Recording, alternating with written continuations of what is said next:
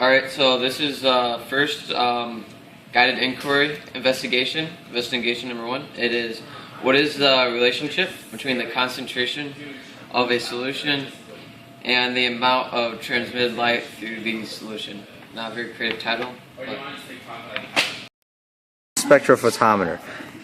It uses wavelengths of light to measure the absorbance and transmittance of various liquids. So the way it works is it'll shoot a beam of white light through this cuvette right here, which goes inside here like this.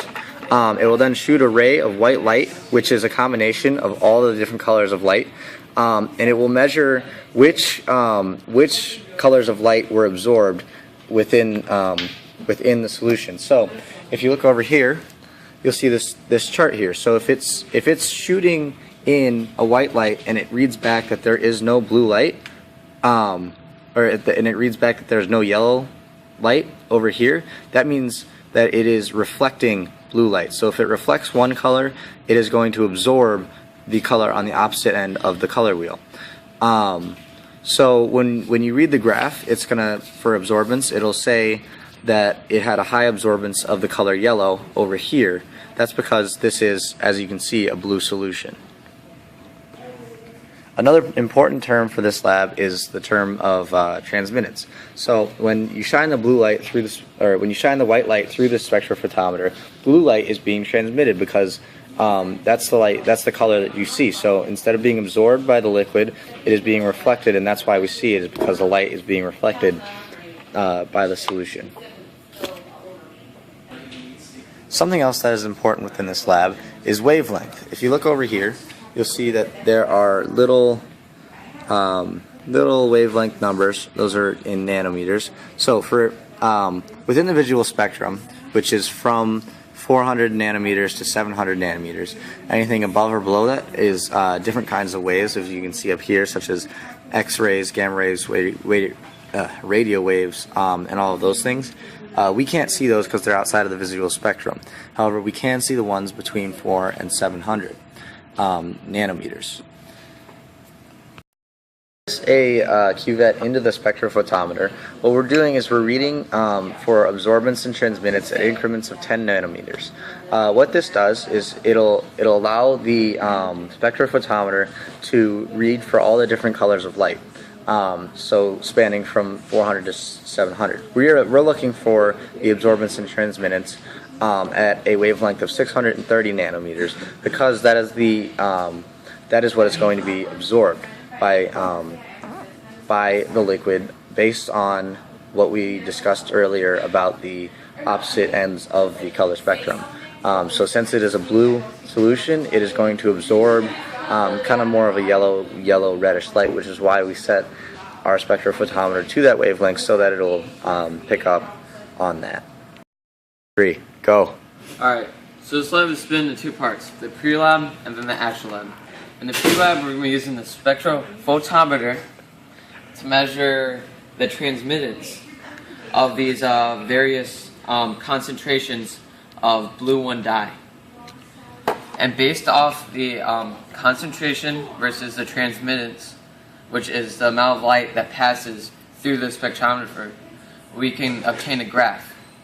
After linearizing this graph, we can obtain a slope from the linear graph, which can be used in the actual lab to find the concentration of our Gatorade, which also has the blue 1 dye. After finding this concentration, we can then determine the mass of Gatorade in the bottle based off the volume of the bottle and its concentration of blue 1 dye. Alright, after we obtain various concentrations of blue 1 dye, we put it in the spectrometer, and we had to make sure it faced the same direction every time. And after putting it in the spectrometer, we passed white light through it, and we measured the transmittance at 630 nanometers. So this is the program that we use. It's not 630 right now, but we did we use 630 nanometers every time, because that's when the absorbance is highest for blue 1, for blue 1 dye, and thus transmittance is going to be very low. And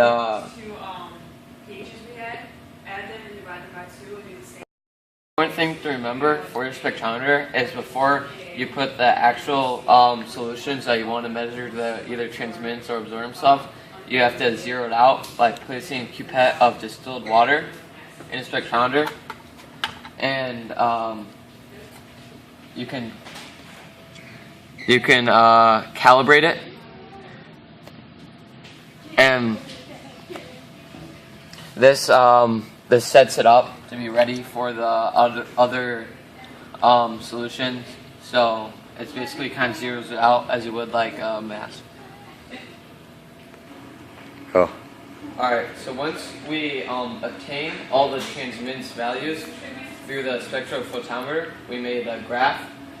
First we have our solutions 1 through 8, with number 1 being the stock solution. Next we have our dilution ratio of milliliters of stock to milliliters of distilled water.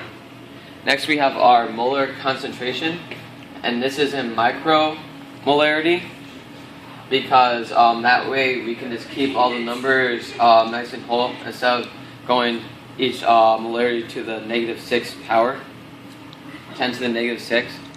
Next we have the measured percent transmittance, and then we also did the transmittance in decimal form to graph it. So over here, to calculate the molar concentration, we knew the first molar concentration initially because it was given to us, but we had to calculate all the others, and this is based off the equation M1V1 equals M2V2. So the molarity of the initial times its initial volume equals the final molarity times the final volume. So for example, to calculate the molarity of the 8 milliliters stock solution with 2 milliliters water, we have the initial molarity that was given to us, 8.35 micromolarity, times the 8 milliliters of stock solution to start with.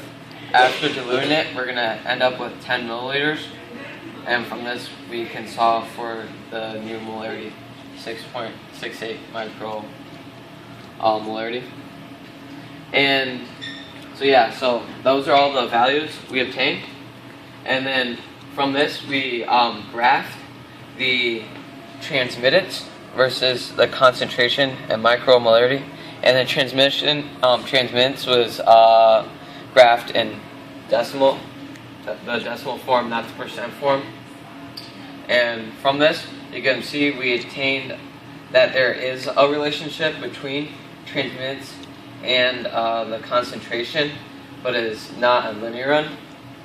So in order to be able to make this data useful and eventually attain the slope, which can be used later in the lab, we had to linearize it.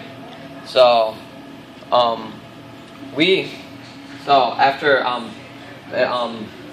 changing the transmittance in various ways, which is you could do the inverse 1 over transmittance, you could do the log, and we found that doing the negative log of transmittance versus the concentration and micromolarity, so we kept that the same, but we did that to the negative log of transmittance.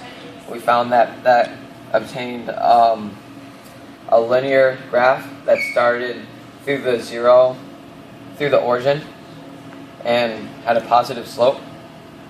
And I did all this in my calculator.